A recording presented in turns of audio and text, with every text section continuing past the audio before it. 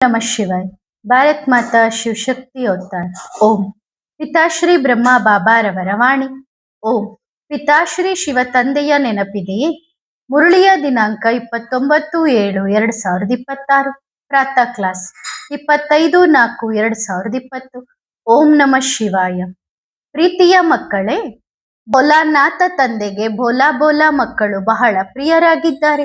ಯಾರಲ್ಲಿ ಯಾವುದೇ ಕಲಬೆರಕೆ ಇಲ್ಲ, ಯಾವುದೇ ಸ್ವಾರ್ಥವಿಲ್ಲ, ಯಾವುದೇ ಚಾಲಾಕಿತನವಿಲ್ಲ, ಜ್ಞಾನ ಮತ್ತು ದೇಹದ ಯಾವುದೇ ಅಭಿಮಾನವೂ ಇರುವುದಿಲ್ಲ, ಆ ಮಕ್ಕಳು ಪ್ರಿಯ. ಓಂ ನಮಃ ಶಿವಾಯ. ತಂದೆಗೆ ಮಕ್ಕಳ ಮೇಲೆ ಅಪಾರ ಪ್ರೀತಿ ಇದೆ. ನಮ್ಮ ಬಾಬಾ ಏನು ಹೇಳಿ ಹೋಗಿದ್ದಾರೆ ಎಲ್ಲರಿಗೂ ನೆನಪಿದೆಯೇ? ನೋಡಿ, ತಂದೆಗೆ ಯಾವ ಮಕ್ಕಳು ಪ್ರಿಯರಾಗಿದ್ದಾರೆ? ಬಾಬಾ ಏನು ಹೇಳಿದರು? ಭೋಲಾ ಭೋಲಾ ಮಕ್ಕಳು ತಂದೆಗೆ ಪ್ರಿಯರಾಗಿದ್ದಾರೆ. ಭೋಲಾನಾಥನ ಮೆರವಣಿಗೆಯಲ್ಲಿ ಯಾರು ಹೋಗುತ್ತಾರೆ? ಮೊಟ್ಟ ಮೊದಲ ಸೆಕ್ಷನ್ ಭೋಲಾ ಮಕ್ಕಳದ್ದಾಗಿರುತ್ತದೆ. ಭೋಲಾ ಎಂದರೆ ಯಾರಲ್ಲಿ ಯಾವುದೇ ಕಲಬೆರಕೆ ಇಲ್ಲವೋ, ಯಾವುದೇ ಸ್ವಾರ್ಥವಿಲ್ಲವೋ, ಯಾವುದೇ ಚಾಲಾಕಿತನವಿಲ್ಲವೋ, ಯಾವುದೇ ದೇಹದ ಅಭಿಮಾನವಿಲ್ಲವೋ ಮತ್ತು ಯಾವುದೇ ಜ್ಞಾನದ ಅಭಿಮಾನವೂ ಇಲ್ಲವೋ. ಬಾಬಾ ಈ ಸಂದೇಶವನ್ನು ಮೊದಲು ಏಕೆ ನೀಡಿದರು? ಕಾರಣವೇನೆಂದರೆ, ಒಂದು ವೇಳೆ ಆ ಎಲ್ಲ ಕೊರತೆಗಳಿದ್ದರೆ ಅವುಗಳನ್ನು ಹೊರಹಾಕಿರಿ, ಭೋಲಾ ಆಗಿರಿ. ಜ್ಞಾನವಿದ್ದರೂ ಅದು ಯಾರದ್ದು? ತಂದೆಯದ್ದೇ ಅಲ್ಲವೇ? ತಂದೆಯವರಾಗುವ ಮೊದಲು ಈ ಜ್ಞಾನವಿತ್ತೆ.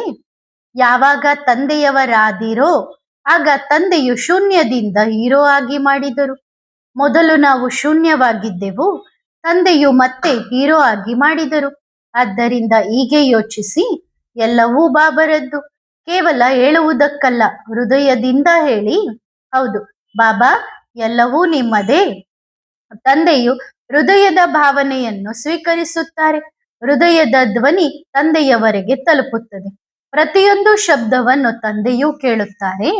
ಬಾಬಾ ಮುಖದ ಧ್ವನಿಯ ಕಡೆಗೆ ಗಮನ ಕೊಡುವುದಿಲ್ಲ. ತಂದೆಯು ಹೃದಯವನ್ನು ಓದುವಂತಹ ದಿಲಾರಾಮ್ ಆಗಿದ್ದಾರೆ. ಆದ್ದರಿಂದ ಬಾಬಾ ಹೃದಯದ ಮಾತನ್ನು ಕೇಳುತ್ತಾರೆ. ಮಕ್ಕಳು ಕೆಲವೊಮ್ಮೆ ಚೆಕ್ ಮಾಡುತ್ತಾರೆ, ಆದರೆ ಚೇಂಜ್ ಮಾಡಿಕೊಳ್ಳುವುದಿಲ್ಲ. ಆದರೆ ಇಂದು ಬಾಬಾ ಇನ್ನೊಂದು ವಿಷಯವನ್ನು ಹೇಳಲು ಬಯಸುತ್ತಾರೆ. ಬಾಬಾ ಈಗ ತಾನೇ ಹೇಳಿದರಲ್ಲವೇ, ಯಾವುದೇ ಮಗುವು ಇದು ನನಗಾಗಿ ಅಲ್ಲ ಎಂದು ಯೋಚಿಸಬಾರದು, ಇದು ಬೇರೆಯವರಿಗಾಗಿ ಎಂದು ಅಲ್ಲ, ಇದು ನಾನು ಸರ್ವಶ್ರೇಷ್ಠ ಎಂದು ಯೋಚಿಸುವ ಪ್ರತಿಯೊಂದು ಮಗುವಿಗೂ ಆಗಿದೆ. ಅವಶ್ಯವಾಗಿ ನಾನು ಸರ್ವಶ್ರೇಷ್ಠ, ಈ ಅಭಿಮಾನವನ್ನು ಕೂಡ ಮುರಿಯಬೇಕಾಗಿದೆ. ಸ್ವಮಾನ ಎಂದರೇನು? ಮಕ್ಕಳು ಸ್ವಮಾನವನ್ನು ಮರೆತು ಅಭಿಮಾನದ ರೆಕ್ಕೆಗಳನ್ನು ಧರಿಸುತ್ತಾರೆ ಮತ್ತು ಆ ಹಾರಾಟವಿದೆಯಲ್ಲವೇ, ಅದು ಬಹಳ ದೂರದವರೆಗೆ ಸಾಗಲು ಸಾಧ್ಯವಿಲ್ಲ. ಅಂದ್ರೆ ಅಭಿಮಾನದ ರೆಕ್ಕೆಗಳನ್ನ ಕಟ್ಕೊಂಡು ನೀವೇನ್ ಹಾರಕ್ಕೋಗ್ತೀರಿ, ಅದು ಬಹಳ ದೂರದವರೆಗೆ ಸಾಗಲು ಸಾಧ್ಯವಿಲ್ಲ. ಸಡಿಲವಾಗಿ ಬಿಡುತ್ತಾರೆ. ಮತ್ತು ಸ್ವಮಾನದ ಹಾರಾಟವು ನಿಂತರೆ ನೇರವಾಗಿ ಪರಮಧಾಮದಲ್ಲಿಯೇ ಹೋಗಿ ನಿಲ್ಲುತ್ತದೆ, ಮಧ್ಯದಲ್ಲಿ ಅಲ್ಲ. ಸ್ವಮಾನ, ನಿರ್ಮಾಣ ಮತ್ತು ಸ್ನೇಹಿ. ಮೊಟ್ಟ ಮೊದಲು ಮಕ್ಕಳೇ, ನಿಮ್ಮನ್ನು ನೀವು ನೋಡಿಕೊಳ್ಳಿ. ಪ್ರತಿಯೊಂದು ಮಗುವು ನೋಡಿಕೊಳ್ಳಲಿ. ಎಲ್ಲಿಯಾದರೂ ನನ್ನೊಳಗೆ ಈ ಕೊರತೆ ಇಲ್ಲ ತಾನೆ? ಒಂದು ವೇಳೆ ಈ ಕೊರತೆ ಇದ್ದರೆ ಭೋಲಾನಾಥನ ಸೆಕ್ಷನ್ನಿನ ಬದಲಾಗಿ ಬೇರೆ ಸೆಕ್ಷನ್ಗೆ ಹೋಗಬೇಕಾಗುತ್ತದೆ. ನೋಡಿ, ಬಾಬಾ ಎಷ್ಟು ಉತ್ತಮವಾಗಿ, ಎಷ್ಟು ಅದ್ಭುತವಾಗಿ ತಿಳಿಸಿದ್ದಾರೆ. ಭೋಲಾ ಮಕ್ಕಳ ಸೆಕ್ಷನ್ ಬೇರೆಯೇ ಇರುತ್ತದೆ, ಜ್ಞಾನಿಗಳ ಸೆಕ್ಷನ್ ಬೇರೆಯೇ ಇರುತ್ತದೆ, ಜ್ಞಾನದ ಅಭಿಮಾನವಿರುವವರ ಸೆಕ್ಷನ್ ಬೇರೆಯೇ ಇರುತ್ತದೆ. ಭೂತನಾಥ, ಯಾರನ್ನು ಭೂತಗಳ ರಾಜ ಎಂದು ಕರೆಯುತ್ತಾರೋ ಆ ಭೂತಗಳ ಸೆಕ್ಷನ್ ಬೇರೆಯೇ ಇರುತ್ತದೆ. ಎಲ್ಲ ಭಕ್ತಿ ಮಾಡುವವರ ಸೆಕ್ಷನ್ ಬೇರೆ, ಜ್ಞಾನದ ಸೆಕ್ಷನ್ ಬೇರೆ, ಧರ್ಮ ಪಿತರುಗಳ ಸೆಕ್ಷನ್ ಬೇರೆ. ನೋಡಿ, ಇದು ಬಹಳ ಅದ್ಭುತ ವಿಷಯವಲ್ಲವೇ? ಎಲ್ಲರೂ ಸೆಕ್ಷನ್ಗಳಲ್ಲಿ ಹಂಚಿ ಹೋಗಿದ್ದಾರೆ. ಇದಕ್ಕಾಗಿಯೇ ಭೋಲಾನಾಥನ ಮೆರವಣಿಗೆಯಲ್ಲಿ ಗುಬ್ಬಚ್ಚಿ, ಪಾರಿವಾಳ, ಹಸು, ಎತ್ತು, ಭೂತ, ಪ್ರೇತ, ಮನುಷ್ಯ, ದೇವತೆಗಳು ಎಲ್ಲರೂ ಹೋಗಿದ್ದರು ಎಂದು ತೋರಿಸುತ್ತಾರೆ. ಎಲ್ಲರೂ ಭಕ್ತಿ ಮಾರ್ಗದಲ್ಲಿಯೂ ನೋಡಿ ಎಷ್ಟು ಚೆನ್ನಾಗಿ ತಿಳಿಸಿದ್ದಾರೆ. ಈಗ ನಮ್ಮ ಬಾಬಾರವರ ಯಾತ್ರೆಯು ಪರಮಧಾಮದ ಕಡೆಗಿದೆ. ಈಗ ಎಲ್ಲ ಜೀವ ಜಂತುಗಳು, ಎಲ್ಲ ಆತ್ಮಗಳು ಎಲ್ಲಿಗೆ ಹೋಗುತ್ತವೆ? ಶಿವನ ಮೆರವಣಿಗೆಯಲ್ಲಿ. ಆದ್ದರಿಂದ ಮಧ್ಯದಲ್ಲಿರುವ ನಮ್ಮ ಶಿವನು ಈಗ ಬಿಟ್ಟು ಹೋಗುತ್ತಾನೆ, ಸರಿ ತಾನೆ? ಒಳ್ಳೆಯದು. ಮತ್ತೆ ಬಾಬಾ ಇನ್ನೇನು ಹೇಳಿದರು?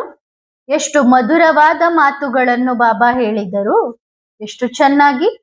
ಕೆಲವರು ಚಮಚ ಹಿಡಿದುಕೊಂಡು ಸುತ್ತುತ್ತಾರೆ, ನಾನು ಸರ್ವಶ್ರೇಷ್ಠ ಜ್ಞಾನಿ ಎಂದು. ಅರೆ, ನೀವು ತುಂಬಿಸಿಕೊಂಡಿರುವ ಆ ಚಮಚವನ್ನು ಎಲ್ಲಿಂದ ತುಂಬಿಸಿದ್ದೀರಿ? ಸಾಗರದಿಂದಲೇ ಅಲ್ಲವೇ? ಸಾಗರದಿಂದ ಚಮಚವನ್ನು ತುಂಬಿಕೊಂಡು ಇಲ್ಲಿ ಅಲ್ಲಿ ಎಲ್ಲಾ ಕಡೆ ಸುತ್ತುತ್ತಿದ್ದಾರೆ ನೋಡಿ. ಇದು ಕೂಡ ಒಂದು ದೊಡ್ಡ ಅದ್ಭುತ ವಿಷಯವಲ್ಲವೇ? ಸಾಗರನ ಮುಂದೆ ಒಂದು ಚಮಚ ಹಿಡಿದು ಕುಳಿತಿದ್ದಾರೆ ಮತ್ತು ಹೇಳುತ್ತಾರೆ, ಈ ನೀರನ್ನು ನಿಮ್ಮಿಂದಲೇ ತೆಗೆದುಕೊಳ್ಳಲಾಗಿದೆ ಎಂದು ನೀವು ಸಾಬೀತುಪಡಿಸಿ. ಏನು ಹೇಳುತ್ತಾರೆ? ಪ್ರೂಫ್ ಮಾಡಿ, ಈ ನೀರನ್ನು ನಿಮ್ಮಿಂದಲೇ ತೆಗೆದುಕೊಳ್ಳಲಾಗಿದೆಯೇ? ಈ ರೀತಿ ಸಾಗರಕ್ಕೆ ಹೇಳುತ್ತಾರೆ. ಆಗ ಸಾಗರ ಏನು ಹೇಳುತ್ತಾರೆ ಅಂದ್ರೆ, ಆಗ ಬಾಬಾ ಏನ್ ಹೇಳುತ್ತಾರೆ? ಈಗ ಪ್ರೂಫ್ ಮಾಡುವುದಿಲ್ಲ, ಕೊನೆಯಲ್ಲಿ ಪ್ರೂಫ್ ಮಾಡುತ್ತೇವೆ. ಯಾವಾಗ ಒಂದು ಅಲೆ ಬರುವುದು, ಆಗ ನಿಮ್ಮ ಚಮಚವು ಕಳೆದು ಹೋಗುವುದು, ಹೌದಲ್ಲವೇ? ನೋಡಿ ಮಕ್ಕಳೇ, ತಂದೆಯು ಸಾಬೀತುಪಡಿಸಿಲ್ಲ ಎಂದಲ್ಲ, ಹಾಗೇನೂ ಇಲ್ಲ. ತಂದೆಯು ಮೆಜಾರಿಟಿ ಎಲ್ಲಾ ವಿಷಯಗಳನ್ನು ಮಕ್ಕಳಿಗೆ ತಿಳಿಸಿದ್ದಾರೆ, ಪ್ರತಿಯೊಂದು ಮಗುವಿಗೂ ತಿಳಿಸಿದ್ದಾರೆ. ಆದರೆ ಕೇಳುವ ಶಕ್ತಿ ಇಲ್ಲ, ಸಾಗರದಿಂದಲೇ ಕೇಳಲು ಬಯಸುತ್ತಾರೆ. ನೀವೇ ಹೇಳಿ, ಸಾಗರವು ಒಬ್ಬೊಬ್ಬರಿಗೂ ಕುಳಿತುಕೊಂಡು ತಿಳಿಸುತ್ತದೆಯೇ? ಅದು ಸಾಗರ. ತಂದೆಯು ಮೊದಲೇ ಏನು ನೀಡಿದ್ದಾರೋ ಅದರಲ್ಲೂ ನೀವು ಮ್ಯಾಚ್ ಮಾಡುತ್ತಿದ್ದೀರಿ, ಆದರೆ ಒಳಗಿನಿಂದ ಅಕ್ಸೆಪ್ಟ್ ಮಾಡುತ್ತಿಲ್ಲ. ಮ್ಯಾಚ್ ಆಗುತ್ತಿದೆ ಆದರೆ ಅಕ್ಸೆಪ್ಟ್ ಇಲ್ಲ. ಆಗ ತಂದೆಯು ಏನು ಹೇಳುತ್ತಾರೆ? ನಿಮ್ಮ ಹೃದಯಕ್ಕೆ ಹೇಗೆ ಅನಿಸುತ್ತದೆಯೋ ಹಾಗೆ. ಮತ್ತೇನು ಹೇಳುತ್ತಾರೆ? ಅರೆ, ಸಾಗರ ಒಂದೇ ಆಗಿದೆ, ಅದರ ಬೇರೆ ಬೇರೆ ದಡಗಳಿಗೆ ಹೋಗಿ ರುಚಿ ನೋಡುತ್ತಾರೆ. ಸಾಗರವಂತೂ ಒಂದೇ, ಮತ್ತು ಈಗ ಈ ದಡದಿಂದ ಆ ದಡಕ್ಕೆ, ಆ ದಡದಿಂದ ಈ ದಡಕ್ಕೆ ಸುತ್ತುತ್ತಿದ್ದಾರೆ. ಸುತ್ತಿ ಮತ್ತೆ ಬರುತ್ತಾರೆ, ಸುತ್ತುತ್ತಾ ಸುತ್ತುತ್ತಾ ಮತ್ತೆ ಅಲ್ಲಿಗೆ ಬರುತ್ತಾರೆ. ಇಡೀ ಸಾಗರವನ್ನು ಸುತ್ತು ಹಾಕಿ ಮತ್ತೆ ಎಲ್ಲಿಂದ ಹೋಗಿದ್ದಾರೋ ಅಲ್ಲಿಗೆ ಬರುತ್ತಾರೆ. ತಂದೆಯು ಏನು ಹೇಳುತ್ತಾರೋ ಕೆಲವು ಮಕ್ಕಳು ಅದನ್ನು ಕೂಡ ತಮ್ಮ ಬುದ್ಧಿಗನುಸಾರವಾಗಿ ಅರ್ಥೈಸಿಕೊಳ್ಳುತ್ತಾರೆ. ಒಳ್ಳೆಯದು. ಅಂದರೆ ನಾವು ಎಲ್ಲೆಲ್ಲಿ ಹೋಗಿದ್ದೇವೋ ಅಲ್ಲೆಲ್ಲ ಬಾಬಾರವರೇ ಇದ್ದರು. ಇದನ್ನು ಕೂಡ ಬುದ್ಧಿಯಲ್ಲಿ ಉಲ್ಟಾ ಅರ್ಥ ಮಾಡಿಕೊಳ್ಳುತ್ತಾರೆ. ನೋಡಿ, ತಂದೆ ಎಂದರೆ ಯಾರು? ಮೊಟ್ಟ ಮೊದಲ ವಿಷಯ, ತಂದೆಯನ್ನು ಯಾರಾದರೂ ಅರ್ಥ ಮಾಡಿಕೊಂಡಿದ್ದಾರೆಯೇ? ಬಾಬಾ ಪ್ರೀತಿಯ ಸಾಗರವಾಗಿದ್ದಾರೆ. ಸಂಪೂರ್ಣ ಶಾಂತಿಯಲ್ಲಿ ಕುಳಿತಿರುವ ಆ ಪರಮಾತ್ಮನು ಯಾವಾಗ ಶರೀರದಲ್ಲಿ ಬರುತ್ತಾರೋ ಆಗ ಅವರಿಗೆ ನಗು ಬರುತ್ತದೆಯೇ? ಇಲ್ಲ. ಅಳಲೂ ಸಾಧ್ಯವಿಲ್ಲ, ನಗಲೂ ಸಾಧ್ಯವಿಲ್ಲ. ಅವರು ಪರಮಾತ್ಮ. ಬಾಬಾ ಮೊದಲು ಹೇಳುತ್ತಿದ್ದರು, ಜೋರಾಗಿ ನಗುವುದು ಕೂಡ ಯಾವುದರ ಗುರುತು? ರಾವಣನ ಚಿಹ್ನೆ. ಇವತ್ತಿನವರೆಗೆ ಬಾಬಾರವರನ್ನು ಎಂದಾದರೂ ಜೋರಾಗಿ ನಗುತ್ತಿರುವುದನ್ನು ನೋಡಿದ್ದೀರಾ? ಏಕೆಂದರೆ ಬಾಬಾ ಮುಗುಳ್ನಗುವುದನ್ನು ಕಲಿಸಿದ್ದಾರೆ. ಹೌದು, ದೇವತೆಗಳ ಮುಗುಳ್ನಗೆ ಹೇಗಿರುತ್ತದೆ? ಬಾಬಾ ನಮ್ಮನ್ನು ಏನು ಮಾಡುತ್ತಿದ್ದಾರೆ? ಹಾಗಾದರೆ ನಾವು ಏನು ಮಾಡಬೇಕು? ಪರವಾಗಿಲ್ಲ, ಮಕ್ಕಳು ನಂಬದಿದ್ದರೆ ನಂಬದಿರಲಿ, ಆದರೆ ತಂದೆಯನ್ನು ಅವಶ್ಯವಾಗಿ ನೆನಪು ಮಾಡಲಿ. ಬಾಬಾ ಇದು ಬಹಳ ಒಳ್ಳೆಯ ವಿಷಯವನ್ನು ಹೇಳಿದ್ದಾರೆ. ಶಿವನ ಮೆರವಣಿಗೆಯಲ್ಲಿ ಎಲ್ಲರೂ ಹೋಗುವುದಿಲ್ಲವಲ್ಲವೇ? ಬೋಲಾ ಮಕ್ಕಳ ಸೆಕ್ಷನ್ ನಲ್ಲಿ ಎಲ್ಲರೂ ಹೋಗುವುದಿಲ್ಲವಲ್ಲವೇ? ಮೆರವಣಿಗೆಯಲ್ಲಂತೂ ಎಲ್ಲರೂ ಹೋಗುತ್ತಾರೆ, ಆದರೆ ಸೆಕ್ಷನ್ಗಳಲ್ಲಿ ಹಂಚಿ ಹೋಗುತ್ತಾರೆ. ಇದು ತಂದೆಯ ಬಹಳ ಮಧುರವಾದ ಪ್ರೀತಿಯಾಗಿದೆ. ಮಕ್ಕಳು ಕೇಳಿದರು, ಈ ದೀದಿ ದಾದಿಯರೆಲ್ಲರೂ ಫೇಲ್ ಆಗಿದ್ದಾರೆ ಎಂದು ಹೇಳುತ್ತಾರಲ್ಲವೇ? ಯಾರು ಹೇಳಿದರು? ತಂದೆಯಂತೂ ಹೇಳಿಲ್ಲ. ಮತ್ತು ಬಾಬಾ ಒಂದು ಬಹಳ ಒಳ್ಳೆಯ ವಿಷಯವನ್ನು ತಿಳಿಸುತ್ತಿದ್ದಾರೆ. ತಂದೆಯು ಎಂದಿಗೂ ಯಾರಿಗೂ ಫೇಲ್ ಮತ್ತು ಪಾಸ್ ಎನ್ನುವ ಟೈಟಲ್ ನೀಡಿಲ್ಲ ಮತ್ತು ನೀಡುವುದೂ ಇಲ್ಲ. ಫೇಲ್ ಮತ್ತು ಪಾಸ್ ಎಂಬ ಟೈಟಲ್ ಮೇಲೆ ಸಿಗುತ್ತದೆ ಧರ್ಮರಾಜನ ಬಳಿ. ಇಲ್ಲಿ ಕೇವಲ ಪೇಪರ್ ಇರುತ್ತದೆ, ರಿಸಲ್ಟ್ ಮೇಲೆ ಬರುತ್ತದೆ. ಮತ್ತು ಮೇಲೆ ಬಂದಾಗ ಸಾಲಿನಲ್ಲಿ ನಿಂತು ನೋಡೋಣ, ಯಾವಾಗ ತೋರಿಸಲಾಗುತ್ತದೋ ಎಲ್ಲರೂ ನೋಡುತ್ತಿರುತ್ತಾರೆ. ಒಳ್ಳೆಯದು. ಅರೆ, ಇವರು ಕೂಡ ಫೇಲ್ ಆಗಿ ಬಿಟ್ಟರು. ಹಾಗಾದರೆ ದೀದಿ ದಾದಿ ಫೇಲ್ ಆಗಿದ್ದಾರೆ ಎಂದು ಯಾರು ಹೇಳುತ್ತಾರೆ? ಇವತ್ತಿನವರೆಗೆ ಬಾಬಾ ಅವರು ಫೇಲ್ ಆಗಿದ್ದಾರೆ ಎಂದು ಹೇಳಲೇ ಇಲ್ಲ. ಯಾರೋ ಹೇಳಿದರು, ಇವರು ಕೇಳಿದರು. ಎಲ್ಲವನ್ನೂ ಬಿಟ್ಟು ಯಾರೋ ಕೇಳಿದರು, ಎಲ್ಲವನ್ನೂ ಬಿಟ್ಟು ಬಾಬಾ ಇಲ್ಲಿಗೆ ಏಕೆ ಬಂದರು ಎಂದು ಕೇಳುತ್ತಾರೆ. ಅರೆ, ಅದು ಬಾಬಾರವರ ಇಚ್ಛೆಯಲ್ಲವೇ? ಒಂದು ವೇಳೆ ಬಾಬಾರವರಿಗೆ ಇಲ್ಲಿ ಇಷ್ಟವಾಗದಿದ್ದರೆ ಬೇರೆಲ್ಲಿಗಾದರೂ ಹೋಗುತ್ತಾರೆ. ಬಾಬಾ ಯಾರು? ಬಾಬಾರಿಗೆ ಏನಾದರೂ ಬಂಧನವಿದೆಯೇ? ಅವರು ಮಾಲೀಕರಾಗಿದ್ದಾರೆ ಸೋದರ. ಅವರು ಏನೇ ಹೇಳಲಿ, ಬಾಬಾ ಇಲ್ಲಿಂದ ಅಲ್ಲಿಗೆ ಏಕೆ ಹೋಗುತ್ತಾರೆ ಎಂದು? ಹಾಗಾದರೆ ಬಾಬಾ ಇಲ್ಲಿಗೆ ಬಂದಿದ್ದಾರೆ ನಂಬಿ ಎಂದು ನಿಮಗೆ ಯಾರೂ ಹೇಳುತ್ತಿಲ್ಲ. ನೀವು ನಂಬಿ ಎಂದು ಯಾರು ಹೇಳುತ್ತಿದ್ದಾರೆ? ಸೋದರ, ನಂಬಬೇಡಿ. ಹೌದು, ಏಕೆ ಯೋಚಿಸುತ್ತಿದ್ದೀರಿ? ಟೆನ್ಷನ್ ಏಕೆ ತೆಗೆದುಕೊಳ್ಳುತ್ತಿದ್ದೀರಿ? ಯಾವಾಗ ಬಾಬಾರೇ ಇಲ್ಲವೋ ಆಗ ಏಕೆ ಚಿಂತಿಸುತ್ತಿದ್ದೀರಿ? ಬಾಬಾ ಅವರಂತೂ ಇಲ್ಲವಲ್ಲ, ಹಾಗಾದರೆ ಏಕೆ ಸ್ವಲ್ಪ ಕೋಪ ಮಾಡಿಕೊಳ್ಳುತ್ತಿದ್ದೀರಿ? ನಿಮಗಾಗಿ ಬಾಬಾ ಇಲ್ಲವೆಂದರೆ ನೀವು ಬರಬೇಡಿ. ಒಂದು ವೇಳೆ ನಿಮಗಾಗಿ ಬಾಬಾ ಮಧುಬನದಲ್ಲೇ ಇದ್ದಾರೆ ಎಂದರೆ ಮಧುಬನಕ್ಕೆ ಹೋಗಿ. ಪ್ರತಿಯೊಂದು ಮಗುವು ಮಧುಬನಕ್ಕೆ ಹೋಗಿ ಸೇವೆ ಮಾಡಲಿ. ಏಕೆಂದರೆ ಮನೆ ಯಾರದ್ದು? ತಂದೆಯದ್ದೇ ಆಗಿದೆ. ಸರಿ ತಾನೇ ಮಕ್ಕಳೇ? ಇದಕ್ಕಾಗಿಯೇ ಏನೇ ಇದ್ದರೂ ಅದೆಲ್ಲವೂ ಯಾರದ್ದು? ಅವರು ಸಾಗರ. ಆದ್ದರಿಂದ ಹೀಗೆ ಯೋಚಿಸಬೇಡಿ. ಇಲ್ಲಿಗೆ ಅರಿಶಿಣದ ಕೊಂಬು ಸಿಕ್ಕಿತು, ಅದು ತನ್ನನ್ನು ತಾನೇ ದೊಡ್ಡ ಅಂಗಡಿಯವನೆಂದು ಭಾವಿಸಿ ಕುಳಿತುಕೊಂಡಿತು. ಹೌದಲ್ಲವೇ? ನೋಡಿ ಮಕ್ಕಳೇ, ಜ್ಞಾನ ಎಲ್ಲರಲ್ಲೂ ಇದೆ. ಯಾವುದೇ ವಿಷಯದ ಜ್ಞಾನವಿರುವುದು ಬಹಳ ಒಳ್ಳೆಯದು. ಆದರೆ ಅಭಿಮಾನವು ಬಹಳ ಕೆಟ್ಟದ್ದು. ಸರಿ ತಾನೆ? ಆದ್ದರಿಂದ ನಾವು ಅಭಿಮಾನದ ಛಾಯೆಯ ಕೆಳಗಲ್ಲ, ಜ್ಞಾನದ ಛಾಯೆ, ತಂದೆಯ ಛಾಯೆಯ ಕೆಳಗೆ ಇರೋಣ. ಆಗ ಬಾಬಾ ನಮ್ಮನ್ನು ಸೇಫ್ ಇಡುತ್ತಾರೆ. ಸರಿ ತಾನೆ? ಮಕ್ಕಳು ಹೇಳಿದರು, ಮಧುಬನದವರು ಕರಪತ್ರಗಳನ್ನು ಕೂಡ ನೀಡಿದ್ದಾರೆ. ಬಹಳಷ್ಟು ಜನರು ಆ ಕರಪತ್ರಗಳಲ್ಲೇ ಸಿಲುಕಿಕೊಂಡಿದ್ದಾರೆ ಬಾಬಾ. ಹೌದು, ಹಾಗಾದರೆ ಅವರಿಗೆ ಹೇಳಿ, ತಂದೆಯು ನೀಡಿದ್ದಾರೆಯೇ? ಅದರ ಮೇಲೆ ತಂದೆಯ ಸಹಿ ಇದೆಯೇ? ಒಂದು ವೇಳೆ ಎಲ್ಲರೂ ದೇಹಿ ಅಭಿಮಾನಿಗಳಾಗಿ ತಂದೆಯನ್ನು ನೆನಪು ಮಾಡುತ್ತಿದ್ದಾರೆ, ಅವರನ್ನು ಕೇಳಿ, ತಂದೆಯು ಏನಾದರೂ ಸಂದೇಶ ಕೊಟ್ಟಿದ್ದಾರೆಯೇ? ತಂದೆಯು ಮೇಲಿಂದ ಸಹಿ ಮಾಡಿ ಪಾಂಪ್ಲೆಟ್ಸ್ ಅನ್ನು ಕಳುಹಿಸಿದ್ದಾರೆಯೇ? ಇದನ್ನು ತೆಗೆದುಕೊಳ್ಳಿ ಎಂದು ಅಲ್ಲಿಂದ ಫೈನಲ್ ಮಾಡಿ. ಇವತ್ತಿನವರೆಗೆ ತಂದೆಯು ಎಂದಿಗೂ ಯಾರಿಗೂ ಈ ರೀತಿ ಹೇಳಲೇ ಇಲ್ಲ, ಎಂದಿಗೂ ಹೇಳಿಲ್ಲ. ಹೌದು, ಪರವಾಗಿಲ್ಲ, ಅಂಗಡಿಯಂತೂ ಒಂದೇ. ಯಾರೋ ಕೇಳಿದರು, ದೊಡ್ಡ ದೊಡ್ಡ ಅಣ್ಣಂದಿರು, ದೀದಿ ಮತ್ತ ದಾದಿಯವರು ಇಂತಹ ಸಾಧಾರಣ ವ್ಯಕ್ತಿಯಲ್ಲಿ ಹೇಗೆ ಬರುತ್ತಾರೆ ಎಂದು ಹೇಳಿದಾಗ ನಮಗೆ ನಂಬಿಕೆ ಬರುತ್ತದೆ ಎಂದು ಹೇಳಿ. ನಿಮ್ಮ ದೃಷ್ಟಿಯಲ್ಲಿ ಸಾಧಾರಣವಾಗಿದೆ, ಆದರೆ ಯಾರು ಬಂದಿದ್ದಾರೋ ಅವರಿಗೆ ಗೊತ್ತು ಅವರು ಯಾರೆಂದು. ನಿಮ್ಮ ದೃಷ್ಟಿಯಲ್ಲಿ ಸಾಧಾರಣವಾಗಿದೆ. ಇದರಿಂದ ನೇರವಾಗಿ ಆತ್ಮದ ಪಾಠವು ಪಕ್ಕಾ ಇಲ್ಲ ಎನ್ನುವುದು ಸಾಬೀತಾಯಿತು. ಒಳ್ಳೆಯದು. ಈಗ ಒಂದು ವೇಳೆ ಆ ಮಹಾನ್ ಸಾಕಾರ ಆತ್ಮವು ಇಲ್ಲಿ ಈ ಮನೆಯಲ್ಲಿದೆ ಎಂದು ಹೇಳಿದರೆ ಆಗ ಅದನ್ನು ನಂಬುತ್ತೀರಾ? ನಂಬುವುದಿಲ್ಲ. ಏಕೆಂದರೆ ದೇಹಾಭಿಮಾನದ ಬೇಡಿಗಳಿವೆ. ಹೇಳುತ್ತಾರಲ್ಲವೇ, ಪ್ರಪಂಚದ ಸರಪಳಿಗಳು ಕಬ್ಬಿಣದವು ಮತ್ತು ಜ್ಞಾನಕ್ಕೆ ಬಂದಂತೆ ಆ ಸರಪಳಿಗಳು ನಿಧಾನವಾಗಿ ಚಿನ್ನದ್ದಾದವು. ಚಿನ್ನದ ಸರಪಳಿಗಳಲ್ಲಿ ಬಂಧಿತರಾದರು. ಕಬ್ಬಿಣದ ಸರಪಳಿಗಳನ್ನು ಬಿಟ್ಟು ಬರುವುದು ಬಹಳ ಸುಲಭ, ಯಾವುದೇ ಪರಿಶ್ರಮವಿಲ್ಲ. ಆದರೆ ಚಿನ್ನದ ಸರಪಳಿಗಳನ್ನು ಬಿಡುವುದು ಪರಿಶ್ರಮವಿರುವುದು ಇದರಲ್ಲೇ. ಇಷ್ಟು ಸಮಯದಿಂದ ನಾನು ಜ್ಞಾನದಲ್ಲಿದ್ದೇನೆ, ಈ ಸೌಲಭ್ಯ ಆ ಸೌಲಭ್ಯ, ಪದವಿಯ ಅಭಿಮಾನ, ಇವೆಲ್ಲವೂ ಏನು? ಇವು ಚಿನ್ನದ ಸರಪಳಿಗಳು. ಸರಿ ತಾನೇ ಮಕ್ಕಳೇ? ಚಿನ್ನದ ಸರಪಳಿಗಳು ಬಹಳ ಸೆಳೆಯುತ್ತವೆ. ಆದರೆ ತಂದೆ ಯಾರು? ತಂದೆ ವಜ್ರ. ಮತ್ತು ವಜ್ರವನ್ನು ಗುರುತಿಸುವಲ್ಲಿ ಮೆಜಾರಿಟಿ ಮಕ್ಕಳು ಫೇಲ್ ಆಗಿದ್ದಾರೆ. ಮಕ್ಕಳು ಹೇಳಿದರು, ಇಷ್ಟೊಂದು ದೊಡ್ಡ ಜನಸಮೂಹವನ್ನು ಬಿಟ್ಟು ತಂದೆಯು 4 ಜನರ ಬಳಿ ಹೋಗುತ್ತಾರೆಯೇ ಎಂದು ಹೇಳುತ್ತಾರೆ ಬಾಬಾ. ಏಕೆ ಹೋಗಬಾರದು? ಆ 4 ಮಕ್ಕಳು ಬಹಳ ಪ್ರಿಯರಾಗಿದ್ದಾರೆ. ಜನಸಮೂಹವು ಒಳ್ಳೆಯದಲ್ಲ ಎಂದಲ್ಲ, ಜನಸಮೂಹವು ಜನಸಂಘಟನೆ ಜನ ಸಂಘಟನೆ ಬಹಳ ಚೆನ್ನಾಗಿದೆ. ಅವರಿಗೆ ಹೇಳಿ, ಬಾಬಾ ಜನಸಮೂಹದಲ್ಲೇ ಬಂದಿದ್ದಾರೆ. ಜನಸಮೂಹವನ್ನು ನೋಡಿಯೇ ಇಲ್ಲವಲ್ಲ, ಅದಕ್ಕಾಗಿಯೇ 4 ಜನ ಮಾತ್ರ ಕಾಣಿಸುತ್ತಿದ್ದಾರೆ. ಆದರೆ ಆ 4 ಜನರ ಹಿಂದೆ ಇರುವ ಜನಸಮೂಹವು ನಿಮಗೆ ಕಾಣಿಸುತ್ತಿಲ್ಲ.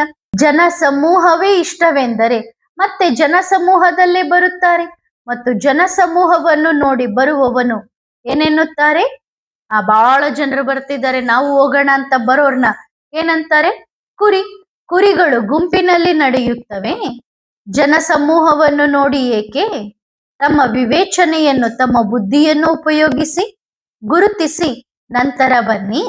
ಜಗದೀಶ್ ಮಗುವಿನಂತೆ ಎಷ್ಟು ಮಕ್ಕಳು ಹೋಗುತ್ತಿದ್ದರು ಮತ್ತು ಅವನು ಒಳಗೆ ಬರುತ್ತಿದ್ದನು. ಅದ್ಭುತ! ವಾವಾ! ಸತ್ಯ ಮತ್ತು ಸ್ವಚ್ಛ ಹೃದಯ, ಎಂತಹ ವಜ್ರದಂತಹ ಮಗು ಬಂದಿತು. ಈಗ ಇದರಿಂದ ಏನು ಸಾಬೀತಾಗುತ್ತದೆ? ನಕಲಿಗಳು ಹೋದರು ಮತ್ತು ಒಬ್ಬನೇ ಅಸಲಿ ವಜ್ರ ಬಂದನು. ಆ ಸಮಯದಲ್ಲಿ ಮಕ್ಕಳು ಬಿಟ್ಟು ಹೋಗುತ್ತಿದ್ದರು, ಏಕೆಂದರೆ ತಿನ್ನಲು ಚೆನ್ನಾಗಿ ಸಿಗಲಿಲ್ಲ ಮತ್ತು ಆ ಮಗು ಬೆಗರಿ ಪಾರ್ಟ್ನಲ್ಲಿ ಬಂದಿತು. ಯಾರು ಹೀಗೆ ಹೇಳುತ್ತಿದ್ದರು, ಬಾಬಾ ಏನೇ ಆದರೂ ನಾವು ನೀವಿಲ್ಲದೆ ಇರಲು ಸಾಧ್ಯವಿಲ್ಲ, ನಾವು ಎಲ್ಲಿಗೂ ಹೋಗುವುದಿಲ್ಲ, ಹಸಿವಿನಿಂದ ಸತ್ತರೂ ಇಲ್ಲೇ ಇರುತ್ತೇವೆ. ಏನೇ ಆದರೂ ಇಷ್ಟು ದೊಡ್ಡ ದೊಡ್ಡ ಹಕ್ಕುಗಳನ್ನು ಮಂಡಿಸುತ್ತಿದ್ದರು. ಕೆಲವರಂತೂ ಹೀಗೆ ಬರೆಯುತ್ತಿದ್ದರು, ಬಾಬಾ ನಾವು ರಕ್ತದಲ್ಲಿ ಬರೆದು ಕೊಡುತ್ತೇವೆ, ನಾವು ನಿಮ್ಮನ್ನು ಎಂದಿಗೂ ಕೈ ಬಿಡುವುದಿಲ್ಲ ಎಂದು, ಅಂದ್ರೆ ನಿಮ್ಮನ್ನು ಬಿಟ್ಟು ಹೋಗೋದಿಲ್ಲ ಎಂದು. ಅಂತವರು ಕೂಡ ಬಿಟ್ಟು ಹೋದರು. ದೃಢ ಸಂಕಲ್ಪವು ಹೃದಯದಿಂದ ಇರುತ್ತದೆ. ಯಾವಾಗ ಸ್ವಲ್ಪ ಬೆಗ್ಗರಿ ಪಾರ್ಟ್ ಪರಿಶ್ರಮ ಪಡುವ ಸಮಯ ಬಂದಿತು, ಯಾವಾಗ ಊಟ ತಿಂಡಿಯದು ಸ್ವಲ್ಪ ಹಾಗೆ ಹೀಗೆ ಆಯಿತು, ಆಗ ಪ್ರಪಂಚವನ್ನು ನೋಡಿದರು. ಹೊರಗೆ ಬಹಳ ಸುಂದರವಾಗಿದೆ ಎಂದು ಹೊರಗೆ ಹೊರಟು ಹೋದರು. ಮತ್ತು ಜಗದೀಶ್ ಮಗು ಬರುತ್ತಿದ್ದನು. ಇದು ಪ್ರೀತಿ. ಇಲ್ಲದಿದ್ದರೆ ಅವನು ನೋಡುತ್ತಿದ್ದ, ಅರೆ ಇಲ್ಲಿಂದ ಎಲ್ಲರೂ ಹೋಗುತ್ತಿದ್ದಾರೆ, ನಾನು ಇಲ್ಲಿಗೆ ಬಂದು ಏನು ಮಾಡಲಿ? ಸರಿತಾನೆ? ಅಂತಹವರಾಗಿರಿ. ಹೇಗಾಗಬೇಕು? ಅಂಗದನ ಸಮಾನ. ಯಾವುದೇ ಪರೀಕ್ಷೆ ಬರಲಿ, ಯಾವುದೇ ಎಂದರೆ ಯಾವುದೇ, ಯಾರ ಮೂಲಕವೇ ಆಗಲಿ, ಇಂದು ಏನಾಗುತ್ತದೆ? ಸ್ವಲ್ಪ ಪರಸ್ಪರ ಜಗಳವಾಯಿತು. ಬಾಬನನ್ನು ಬಿಟ್ಟು ಓಡಿ ಹೋದರು, ಬಿಟ್ಟರು. ಕೆಲವರ ಜೊತೆ ಹೊಂದಾಣಿಕೆಯಾಗಲಿಲ್ಲ, ಆಗಲೂ ಬಿಟ್ಟರು. ಸ್ವಲ್ಪ ಸಂಸ್ಕಾರಗಳ ಘರ್ಷಣೆಯಾಯಿತು, ಆಗಲೂ ಓಡಿ ಹೋದರು. ಇಂದು ಹೀಗಾಗುತ್ತಿದೆ. ಇವರು ಅಂಗದನಂತಿದ್ದಾರೆಯೇ? ಇವರು ಅಂಗದನಲ್ಲ. ಇದು ಅಂಗದನ ಗುರುತಲ್ಲ. ಸ್ವಲ್ಪ ಸ್ವಭಾವ ಸಂಸ್ಕಾರಗಳ ಘರ್ಷಣೆಯಾದ ಕೂಡಲೇ ಬಿಟ್ಟು ಓಡಿ ಹೋಗುವುದು, ಸ್ವಲ್ಪ ಅಲ್ಲಿ ಇಲ್ಲಿ ಆದ ಕೂಡಲೇ ಬಿಟ್ಟು ಓಡಿ ಹೋಗುವುದು, ಯಾರಿಗಾದರೂ ಒಳ್ಳೆಯ ವ್ಯವಸ್ಥೆ ಸಿಗದಿದ್ದರೆ ಬಿಟ್ಟು ಓಡಿ ಹೋಗುವುದು, ಮತ್ತೆ ಬರುವುದೇ ಇಲ್ಲ. ಅಥವಾ ಯಾರಿಗಾದರೂ ಒಂದು ಹೊತ್ತಿನ ಊಟ ಸಿಗದಿದ್ದರೆ, ಹಾಗೇನೂ ಆಗಿಲ್ಲ, ಬಾಬಾರವರ ಮನೆಯಲ್ಲಿ ಊಟ ಸಿಗಲಿಲ್ಲವೆಂದು ಬಿಟ್ಟು ಹೋಗುತ್ತಾರೆ. ಬಿಟ್ಟು ಹೋಗುವುದಷ್ಟೇ ಅಲ್ಲ, ಮತ್ತೆ ಬರುವುದೂ ಇಲ್ಲ. ಯಾರೋ ಹೇಳುತ್ತಾರೆ, ಅರೆ ಅಲ್ಲಿ ಹಾಗೆ ಇದೆ ಹೀಗೆ ಇದೆ ಎಂದು. ಹಾಗಾದರೆ ದೇಹಿ ಅಭಿಮಾನಿಯಾಗುವ ಯಾವ ಪಾಠವು ಪಕ್ಕಾ ಆಗಿದೆ? ತಂದೆಯು ಪ್ರತಿಯೊಂದು ಮಗುವನ್ನು ಕೇಳುತ್ತಾರೆ, ಆತ್ಮದ ಪಾಠವನ್ನು ಎಷ್ಟು ಪಕ್ಕಾ ಮಾಡಿಕೊಂಡಿದ್ದೀರಿ? ಇವತ್ತಿಗೂ ಮಕ್ಕಳು ದೇಹವನ್ನು ನೋಡುತ್ತಾರೆ, ಬಟ್ಟೆಯನ್ನು ನೋಡುತ್ತಾರೆ, ಅವಳು ಅಂತಹ ಬಟ್ಟೆ ಧರಿಸುತ್ತಾಳೆ ಎಂದು. ಈ ಎಲ್ಲ ಮಕ್ಕಳು ಫೇಲ್ ಆಗಿದ್ದಾರೆ. ತಂದೆಯು ಸಂಪೂರ್ಣವಾಗಿ ಹೇಳುತ್ತಿದ್ದಾರೆ. ಯಾವಾಗಲೂ ಯಾರಾದರೂ ಹೇಳುತ್ತಾರೆ, ಅರೆ ಅವಳು ಅಂದ್ರೆ ಅವರು ವೈಟ್ ಬಟ್ಟೆ ಧರಿಸಿಯೇ ಇರಲಿಲ್ಲ. ಕೆಲವರಂತೂ ಬ್ಯಾಡ್ಜ್ ನೋಡಿಯೇ ಓಡಿ ಹೋಗುತ್ತಾರೆ. ಇವರು ಬ್ಯಾಡ್ಜ್ ಧರಿಸಿಲ್ಲ ಅಂದ ಮೇಲೆ ಅವರ ತನುವಿನಲ್ಲಿ ಬಾಬಾ ಹೇಗೆ ಬರಲು ಸಾಧ್ಯ? ಅವರು ಬ್ಯಾಡ್ಜ್ ಧರಿಸಿಲ್ಲ. ಸಹೋದರರೇ, ನಾವು ಇದ್ದಾಗ ಅಂದ್ರೆ ಸಾಕಾರದಲ್ಲಿ ಆ ಸಮಯದಲ್ಲಿ ನಮಗೆಲ್ಲಿ ಬ್ಯಾಡ್ಜ್ ಇತ್ತು? ಲಾಸ್ಟ್ ನಲ್ಲಿ ಬಾಬಾ ಸಂದೇಶ ಕಳುಹಿಸಿದರು, ಮಕ್ಕಳೇ ಬ್ಯಾಡ್ಜ್ ಧರಿಸಿ, ಇದನ್ನು ಮಾಡಿಸಿ ಎಂದು. ಪ್ರಾರಂಭದಲ್ಲಿ ಯಾವ ಬ್ಯಾಡ್ಜ್ ಇತ್ತು? ಹಾಗಾದರೇನು ಹೇಳುತ್ತೀರಿ? ಅಂದರೆ ಯಾರಲ್ಲಿ ಬ್ಯಾಡ್ಜ್ ಇರುತ್ತದೋ ಬಾಬಾ ಅವರಲ್ಲಿ ಮಾತ್ರ ಬರುತ್ತಾರೆಯೇ? ಈಗ ಬಾಬಾ ಆ ಮಕ್ಕಳ ಪರೀಕ್ಷೆ ಇನ್ನೂ ಹೆಚ್ಚಾಗಿ ತೆಗೆದುಕೊಳ್ಳುತ್ತಾರೆ. ಈ ವಿಷಯದಲ್ಲಂತೂ ಖಂಡಿತವಾಗಿ ತೆಗೆದುಕೊಳ್ಳುತ್ತಾರೆ, ಪಕ್ಕಾ ತೆಗೆದುಕೊಳ್ಳುತ್ತಾರೆ. ಯಾರೇ ಆಗಿರಲಿ, ಹೊಸಬರು ಹಳೆಯವರು, ಸೋದರರೇ, ನೀವು ಭಗವಂತನನ್ನು ಒಂದು ಬ್ಯಾಡ್ಜ್ನಿಂದ ಟ್ಯಾಲಿ ಮಾಡುತ್ತಿದ್ದೀರಿ. ಅವರಿಗೆ ಬ್ಯಾಡ್ಜ್ ಇದ್ದರೆ ಮಾತ್ರ ಭಗವಂತ ಅವರಲ್ಲಿ ಬರುತ್ತಾರೆಯೇ? ಬಟ್ಟೆಯಿಂದ ಹೋಲಿಕೆ ಮಾಡುತ್ತಿದ್ದೀರಿ. ಅವರು ಬಣ್ಣದ ಬಟ್ಟೆ ಧರಿಸಿದ್ದಾರೆ, ಅವರಲ್ಲಿ ಭಗವಂತ ಹೇಗೆ ಬರುತ್ತಾರೆ? ಇವರು ಇಷ್ಟು ಸಾಧಾರಣವಾಗಿ ಕಾಣಿಸುತ್ತಾರೆ, ಭಗವಂತ ಇವರಲ್ಲಿ ಹೇಗೆ ಬರುತ್ತಾರೆ?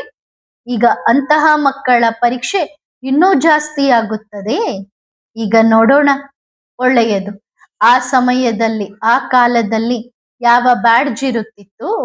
ಆ ಸಮಯದಲ್ಲಿ ಧೋತಿ ಧರಿಸುತ್ತಿದ್ದರು. ಧೋತಿ. ಇಂದು ನೀವು ಧೋತಿ ಧರಿಸಿ ಮಧುಬನದಲ್ಲಿ ಸುತ್ತಾಡಿ ಹೇಳುತ್ತಾರೆ, ಇವನನ್ನು ಹೊರಹಾಕಿ, ಇವನಿಗೆ ನಿಶ್ಚಯವಿಲ್ಲ ಎಂದು. ಅಂದರೆ ಬಾಬಾ ನಿಯಮಗಳಿಗೆ ಬಂಧಿತರಾಗಿದ್ದಾರೆಯೇ? ಬಾಬಾ ಈ ಸೃಷ್ಟಿಯ ಯಾವುದೇ ನಿಯಮಕ್ಕೆ ಬಂಧಿತರಾಗಿಲ್ಲ. ಯಾರಾದರೂ ಬಿಳಿ ಬಟ್ಟೆ ಧರಿಸಿ ಕುಳಿತರೆ ಅವರಲ್ಲಿ ಬರುತ್ತಾರೆ, ಅಥವಾ ಬ್ಯಾಡ್ಜ್ ಧರಿಸಿ ಕುಳಿತರೆ ಅವರಲ್ಲಿ ಬರುತ್ತಾರೆ ಎಂದು. ಇದು ಕೂಡ ದೇಹಾಭಿಮಾನದ ಗುರುತಾಗಿದೆ.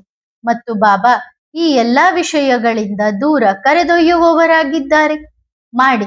ಇನ್ನೂ ಸಂಶಯ ಪಡಿ. ಮೊಟ್ಟ ಮೊದಲ ವಿಷಯ, ಪ್ರತಿಯೊಂದು ಮಗುವು ಬುದ್ಧಿಯಲ್ಲಿ ಫಿಟ್ ಮಾಡಿಕೊಳ್ಳಲಿ. ಎಲ್ಲೇ ಕೇಳಿಸಿಕೊಳ್ಳುತ್ತಿರಲಿ, ಎಲ್ಲೇ ಕುಳಿತಿರಲಿ, ಬಾಬಾ ಯಾರಿಗೂ ನಿಶ್ಚಯ ಮಾಡಿಸಲು ಬಂದಿಲ್ಲ. ಯಾರು ಪ್ರೀತಿಯಲ್ಲಿ ಚಡಪಡಿಸುತ್ತಿದ್ದಾರೋ ಬಾಬಾ ಕೇವಲ ಅವರಿಗಾಗಿ ಬಂದಿದ್ದಾರೆ. ಯಾವ ಮಕ್ಕಳು ಟ್ಯಾಲಿ ಮಾಡುತ್ತಾರೆ, ಬಟ್ಟೆ, ಬ್ಯಾಡ್ಜ್ ಅಥವಾ ಸಿಸ್ಟಮ್ ಸರಿಯಾಗಿ ಅನಿಸಿಲ್ಲವೆಂದರೆ ಅವರು ಮೂರ್ಖರಿಗಿಂತಲೂ ಮಹಾಮೂರ್ಖರು. ತಂದೆಯನ್ನು ಗುರುತಿಸಲೇ ಇಲ್ಲ. ಅವರ ಸೆಕ್ಷನ್ ಬೇರೆಯೇ ಇರುತ್ತದೆ. ಮತ್ತು ಇದಕ್ಕಾಗಿಯೇ ಮಾಲೆ ಕೇವಲ 108ರದ್ದೇ ಸ್ಮರಣೆಯಾಗುತ್ತದೆ. ಅಂದ್ರೆ ಮಾಲೆಯನ್ನ ಜಪ ಮಾಡೋದು, ಗಾಯನ ಮಾಡೋದು 108ರ ಮಾಲೆ, 8ರ ಮಾಲೆ. ಯಾರೋ ಹೇಳುತ್ತಾರೆ, ಅರೆ ಅವರು ಮೊಬೈಲ್ ಕೂಡ ಕೇಳುತ್ತಾರೆ, ಮೊಬೈಲ್ ಕೂಡ ಬಳಸುತ್ತಾರೆ. ಟೆಲಿಫೋನ್ ಅಂದರೇನು? ಏನೆನ್ನುತ್ತಾರೆ ಅದಕ್ಕೆ? ಸೋದರ, ಆ ಸಮಯದಲ್ಲಿ ಟೆಲಿಫೋನ್ ಇರಲಿಲ್ಲ, ಆದ್ದರಿಂದ ಉಪಯೋಗಿಸುತ್ತಿರಲಿಲ್ಲ, ಕೇಳುತ್ತಿರಲಿಲ್ಲ. ಆ ಸಮಯದಲ್ಲಿ ಪತ್ರ ಬರೆಯುತ್ತಿದ್ದರು. ಆ ಸಮಯದಲ್ಲಿ ಯಾವುದರ ಕಾಲವಿತ್ತು? ಪತ್ರದ ಕಾಲ. ಈಗ ಟೆಲಿಫೋನ್ ಬಂದಿದೆ. ಆ ಮಕ್ಕಳಿಗೆ ಟೈಟಲ್ ನೀಡಲು ಕೂಡ ಸ್ವಲ್ಪ ಅನಿಸುತ್ತದೆ, ಏನು ಟೈಟಲ್ ನೀಡಲಿ ಎಂದು. ತಾವೇ ಅರ್ಥ ಮಾಡಿಕೊಳ್ಳಲಿ. ವಿಜ್ಞಾನದ ಸಾಧನವನ್ನು ಮಾಡಲಾಗಿದೆ ಎಂದರೆ ಅದನ್ನು ಉಪಯೋಗ ಮಾಡಿ. ಬಂದಾಗಿ ಬಿಟ್ಟರೆ ಟೆಲಿಫೋನ್ ಯಾರು ಉಪಯೋಗಿಸುತ್ತಾರೆ? ಪ್ರತಿಯೊಬ್ಬರು ತಮ್ಮ ತಮ್ಮ ಬುದ್ಧಿಗನುಸಾರವಾಗಿ ತಂದೆಯನ್ನು ಪರೀಕ್ಷಿಸುತ್ತಾರೆ. ಅರೆ, ಅವರು ಹಾಗಿದ್ದರು, ಅವರು ಗಾಡಿ ಓಡಿಸುತ್ತಿದ್ದರು, ಅಂದ್ರೆ ಬಾಬಾ ಬರ್ತಾರೆ ಅಂತ ಹೇಳ್ತಾರೆ, ಮತ್ತು ಅವ್ರು ಗಾಡಿ ಓಡಿಸ್ತಾರೆ. ಅಥವಾ ಅವರು ಇದನ್ನು ಮಾಡುತ್ತಿದ್ದರು, ಅಲ್ಲಿಗೆ ಹೋಗುತ್ತಿದ್ದರು. ಬಾಬಾ ಹೇಗೆ ಬರುತ್ತಾರೆ ಇವರ ತನುವಿನಲ್ಲಿ ಎಂದು? ಇವು ಬಹಳ ಮೂರ್ಖತನದ ಮಾತುಗಳು. ಇವು ದೇಹಿ ಅಭಿಮಾನಿ ಮಕ್ಕಳ ಗುರುತಲ್ಲ. ಇವುಗಳಿಂದ ಯಾರು ಟ್ಯಾಲಿ ಮಾಡುತ್ತಾರೋ ಅವರು ತಮ್ಮ ಸೆಕ್ಷನ್ ಅನ್ನು ತಾವೇ ಫಿಕ್ಸ್ ಮಾಡಿಕೊಳ್ಳಲಿ. ಸರಿತಾನೆ? ನಿಶ್ಚಯ ಬುದ್ಧಿ ಮಕ್ಕಳು ಯಾರು? 108 ಯಾಕೆ? ಇದೇ ಕಾರಣಕ್ಕೆ ನಿಶ್ಚಯ ಬುದ್ಧಿಯ ಮಕ್ಕಳ ಮಾಲೆಯೇ ಸ್ಮರಣೆಯಾಗುತ್ತದೆ. 8 ಮಂದಿ ವಜ್ರಗಳಾಗಿದ್ದಾರೆ, 8 ಮಂದಿಯ ಗದ್ದುಗೆಯಾಗಿದ್ದಾರೆ. ಅಂದ್ರೆ ಅವರ ಪೀಠ ರೆಡಿ ಆಗತ್ತೆ. ಅವರದೇ ಗಾಯನವು ದೊಡ್ಡದಿದೆ. 108 ಕೂಡ ಪಕ್ಕಾ ಇರುತ್ತಾರಲ್ಲವೇ ಸಹೋದರರೇ? 8ರದ್ದೇ 108 ಆಗಿರುತ್ತಾರೆ. ಅವರು ಹೇಗಿರುತ್ತಾರೆ? 8 ಮಣಿಯಂತೆಯೇ ಇರುತ್ತಾರಲ್ಲವೇ? ಸ್ವಲ್ಪ ವ್ಯತ್ಯಾಸ. 108 8ರ ಮಾಲೆಯ ಮಣಿಗಳು ಮಕ್ಕಳೇ ಆಗಿರುತ್ತಾರಲ್ಲವೇ? ಸರಿಯಲ್ಲವೇ? ಒಳ್ಳೆಯದು. ಸರಿತಾನೆ ಮಕ್ಕಳೇ? ಆತ್ಮಿಕ ಮಕ್ಕಳು ಆತ್ಮಿಕ ಮಾತ್ಪಿತಾ ಬಾಪ್ ದಾದಾರವರಿಗೆ ಮಾಡುವ ನೆನಪು, ಪ್ರೀತಿ ಮತ್ತು ನಮಸ್ತೆ. ಧನ್ಯವಾದ ಬಾಬಾ. ಶುಕ್ರಿಯ. ವರದಾನ: ಪ್ಲಾನಿಂಗ್ ಬುದ್ಧಿ ಭವ. ಶಿಕ್ಷಣದ ಮೇಲೆ ಹೃದಯದ ಪ್ರೀತಿ ಇರಬೇಕು. ಯಾರಿಗೆ ಹೃದಯದಿಂದ ಶಿಕ್ಷಣದ ಮೇಲೆ ಪ್ರೀತಿ ಇರುತ್ತದೋ ಅವರು ಸದಾ ತಮ್ಮನ್ನು ಮತ್ತು ಇತರರನ್ನು ಬ್ಯುಸಿಯಾಗಿ ಇಡಬಲ್ಲರು. ಆದ್ದರಿಂದ ಸದಾ ಬ್ಯುಸಿಯಾಗಿರಿ ಮತ್ತು ಸ್ವಯಂ ಕೂಡ ವಿಘ್ನ ವಿನಾಶಕರಾಗಿ ಮತ್ತು ಇತರರನ್ನು ಕೂಡ ವಿಘ್ನ ವಿನಾಶಕರನ್ನಾಗಿ ಮಾಡಿ. ಪ್ಲಾನಿಂಗ್ ಬುದ್ಧಿಯವರಾಗಿ ಮೊದಲು ಸ್ವಯಂಗಾಗಿ ಪ್ಲಾನ್ ಮಾಡಿ, ನಂತರ ಸೇವೆಯ ಪ್ಲಾನ್ ಮಾಡಿ. ಮೊದಲು ಸ್ವಯಂಗೆ ಟೀಚರ್, ನಂತರ ಇತರರಿಗೆ ಟೀಚರ್. ಪ್ಲಾನಿಂಗ್ ಬುದ್ಧಿಯವರು ಸದಾ ಬ್ಯುಸಿಯಾಗಿರುತ್ತಾರೆ. ಸ್ವಯಂನ ಮತ್ತು ಸೇವೆಯ ಪ್ಲಾನ್ ಮಾಡಿ. ಇಂತಹ ಪ್ಲಾನಿಂಗ್ ಬುದ್ಧಿಯವರಾಗಿದ್ದೀರಾ ಅಥವಾ ಸಿದ್ಧಪಡಿಸಿದ ಪ್ಲಾನ್ ಸಿಕ್ಕರೆ ಮಾಡುತ್ತೀರಾ? ಒಳ್ಳೆಯದು. ಓಂ ನಮಃ ಶಿವಾಯ.